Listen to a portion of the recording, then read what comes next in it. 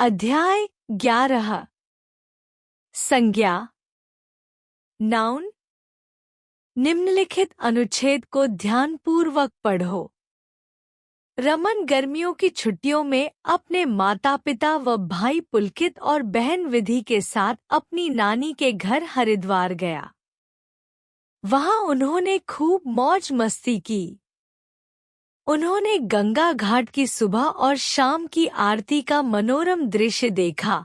ऋषिकेश में लक्ष्मण झूला और मनसादेवी मंदिर आदि स्थानों के भी दर्शन किए। उन्हें नानी की पालतू गाय श्यामा और पालतू कुत्ता शेरू बहुत अच्छे लगे। वहां के बाजार से उन्होंने दादाजी के लिए पर्स और दादी जी के लिए साड़ी खरीदी। 5 दिन कैसे बीत गए पता ही नहीं चला। जब वे वापस आने लगे तो सब उदास हो गए। उपयुक्त गद्यांश में कई नामों का प्रयोग हुआ है, जैसे व्यक्तियों के नाम रमन, पुलकित, विधि, माता पिता, दादा दादी, नाना नानी। स्थान हरिद्वार, गंगा घाट, ऋषिकेश, लक्ष्मण झूला, मनसा देवी मंदिर। प्राणी गाय, कुत्ता। भाव मौज मस्ती, उदास। वस्तु पर्स, साड़ी।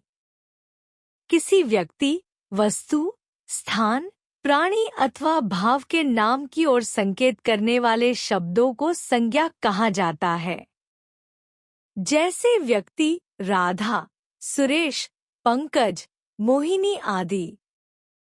वस्तु मेज, बिस्तर, पुस्तक, अलमारी आदि।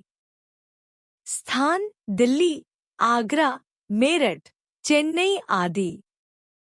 प्राणी कुत्ता, तितली, कछुआ, मछली आदि।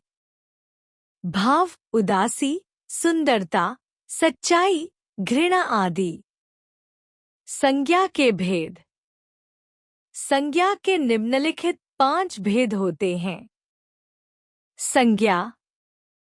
व्यक्तिवाचक संज्ञा, जातिवाचक संज्ञा, भाववाचक संज्ञा, द्रव्यवाचक संज्ञा, समुदायवाचक संज्ञा। व्यक्तिवाचक संज्ञा।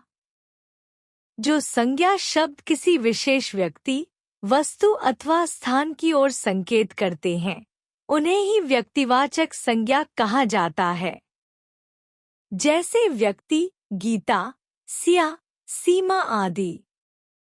वस्तु पुस्तक, टमाटर, बिस्कुट आदि। स्थान अमृतसर, लखनऊ, गोरखपुर आदि। जातिवाचक संज्ञा। जो संज्ञा शब्द किसी विशेष व्यक्ति, वस्तु अथवा स्थान की ओर संकेत न करके उनकी पूरी जाति की ओर संकेत करते हैं, उन्हें ही जातिवाचक संज्ञा कहा जाता है, जैसे व्यक्ति छात्र, मजदूर, हाथी, डॉक्टर आदि। वस्तु कागज, कंघा, चाकू, थैला आदि। स्थान विद्यालय, घर, संग्रहालय, ऑफिस आदि। भाववाचक संज्ञा। जो संज्ञा शब्द किसी व्यक्ति अथवा प्राणी की दशा, भाव तथा स्थिति की ओर संकेत करते हैं, उन्हें भाववाचक संज्ञा कहा जाता है, जैसे सच्चाई, ईमानदारी, प्रेम, लड़ाई, अपनापन, बुद्धिमानी, पागलपन, चतुराई, कौशल आदि। द्रव्यवाचक संज्ञा। जो संज्ञा शब्द किसी धातु, द्रव्य या पदार्थ की ओर संकेत करते हैं, उन्हें द्रव्यवाचक संज्ञा कहा जाता है, जैसे दूध, मिट्टी, सोना, हीरा, सीमेंट, लोहा, पानी, चांदी, प्लास्टिक आदि। समुदायवाचक संज्ञा। जो संज्ञा शब्द एक ही जाति के व्यक्तियों अथवा वस्तुओं के समूह की ओर संकेत करते हैं, उन्हें समुदायवाचक अथवा समूहवाचक संज्ञा कहा जाता है, जैसे भीड़, कक्षा, सेना, झुंड, गुच्छा, सभा आदि। भाववाचक संज्ञा बनाना। पहला, जातिवाचक संज्ञा से भाववाचक संज्ञा बनाना। जातिवाचक संज्ञा, भाववाचक संज्ञा। जाति, जातीयता। मित्र, मित्रता, मैत्री। भाई, भाईचारा।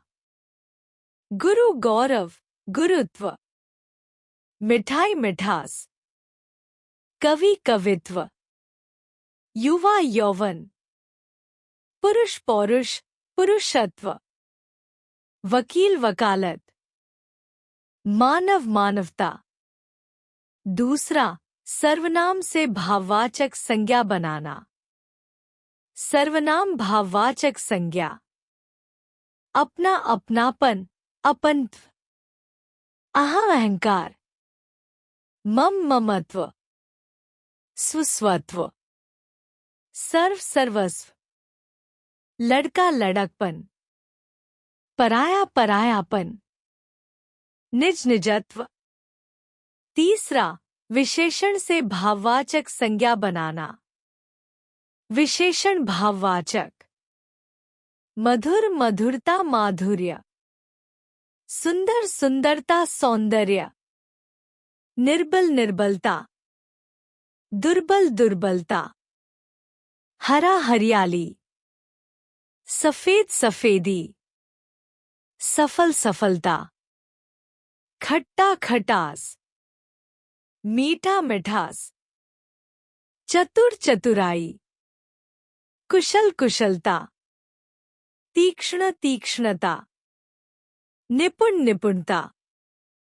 सबल, सबलता। उष्ण, उष्णता। चौथा, क्रिया से भाववाचक संज्ञा बनाना। क्रिया, भाववाचक संज्ञा। चलना, चाल। बचना, बचाव। रोना, रुलाई। फिसलना, फिसलन। हंसना, हंसी। पुकारना, पुकार। हारना, हार। खेलना, खेल। पांचवा, अव्ययों से भाववाचक संज्ञा बनाना। अवयव, भाववाचक संज्ञा। कम, कमी। दूर, दूरी। वापस, वापसी। आगे, आगा। देर, देरी। पीछे, पीछा। हमने जाना। किसी व्यक्ति, वस्तु, स्थान, प्राणी अथवा भाव के नाम की ओर संकेत करने वाले शब्दों को संज्ञा कहा जाता है। संज्ञा के 5 भेद होते हैं: व्यक्तिवाचक, जातिवाचक, भाववाचक, द्रव्यवाचक तथा समुदायवाचक। भाववाचक संज्ञाओं की रचना कई प्रकार से की जाती है। जातिवाचक संज्ञाओं से, विशेषणों से, क्रियाओं से, सर्वनामों से तथा अव्ययों से।